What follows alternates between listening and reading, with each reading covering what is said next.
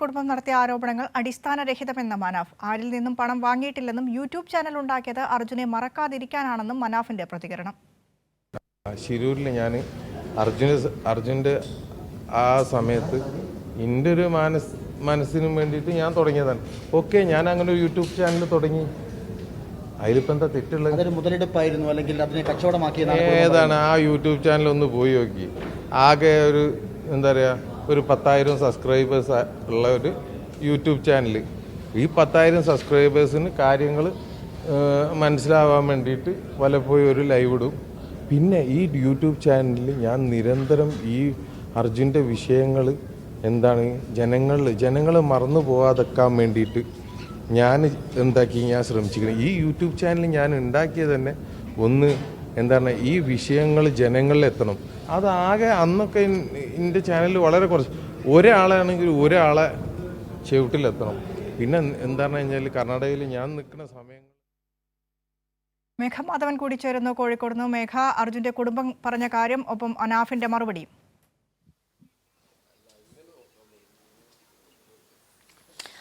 വിനിഷ, അർജുൻ്റെ കുടുംബം വൈകാരികമായി തന്നെയാണ് ഇന്ന് പ്രതികരിച്ചത്. കാരണം കഴിഞ്ഞ കുറേ ദിവസമായി അവർ പറയാൻ വേണ്ടി നിൽക്കുകയായിരുന്നു ലോറി ഡ്രൈവർ മനാഫിനെതിരെ ഗുരുതര ആരോപണങ്ങൾ. കഴിഞ്ഞ കുറേ കാലമായി മനാഫ് അത് നിർത്തും എന്ന് കരുതി നിൽക്കുകയായിരുന്നു. എന്നാൽ മനാഫ് ഒരു തരത്തിലും പിന്മാറുന്നില്ല എന്നതാണ് കുടുംബം പറയുന്നത്. തങ്ങളുടെ വൈകാരികതയെ വിറ്റ് കാശാക്കുകയാണ് മനാഫ് ചെയ്യുന്നത് എന്ന ഗുരുതരമായ ആരോപണം കുടുംബം ഉന്നയിക്കുന്നുണ്ട്. പല തവണയായി അതിൽ നിന്ന് പിന്മാറാൻ മനാഫിനോട് പറഞ്ഞു. ഇനിയും പിന്മാറിയിട്ടില്ലെങ്കിൽ നിയമ നടപടികൾ സ്വീകരിക്കുമെന്നും അർജുന്റെ കുടുംബം വ്യക്തമാക്കുന്നു.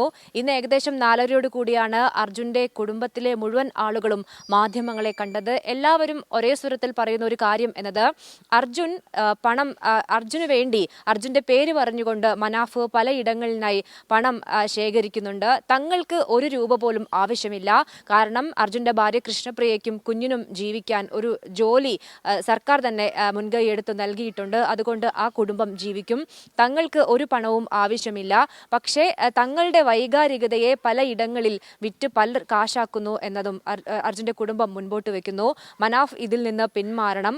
മനാഫും 75,000 രൂപ അർജുന് സാലറി ലഭിക്കുന്നുണ്ട് എന്നൊരു കള്ളപ്രചാരണം നടത്തി. അത് മതിയാവാഞ്ഞിട്ട് അർജുൻ പിന്നീട് ജോലിക്ക് വരുന്നു എന്ന തരത്തിൽ പ്രചാരണമുണ്ടായി. എന്നാൽ അത്തരത്തിലൊരു കാര്യം, ആരോപണം തെറ്റാണ്. അങ്ങനെയൊന്നില്ല. 75,000 രൂപ അർജുന് ഇതുവരെ ജോലി എടുത്തിട്ട് ലഭിച്ചിട്ടില്ല എന്ന് കുടുംബം പറയുന്നു. അതിൻ്റെ താഴെയൊക്കെ തന്നെയും യൂട്യൂബിൽ പല മോശമായ കമൻറ്റുകൾ വരുന്നു. അത് കുടുംബത്തിൻ്റെ മനോവീര്യം തകർക്കുന്നതാണ് എന്ന് കൂടി കുടുംബം പറഞ്ഞു വെക്കുന്നു. നിലവിൽ വലിയ തരത്തിലുള്ള പ്രശ്നം തങ്ങൾ ഇതുമായി ബന്ധപ്പെട്ട് നേരിടുന്നുണ്ട്. അതുകൊണ്ട് പണപ്പിരിവ് നിർത്തണം. തങ്ങൾക്ക് ഒരു പൈസയുടെയും ആവശ്യമില്ല എന്നും കുടുംബം ആവർത്തിച്ച് മുൻപോട്ട് വെക്കുന്നു.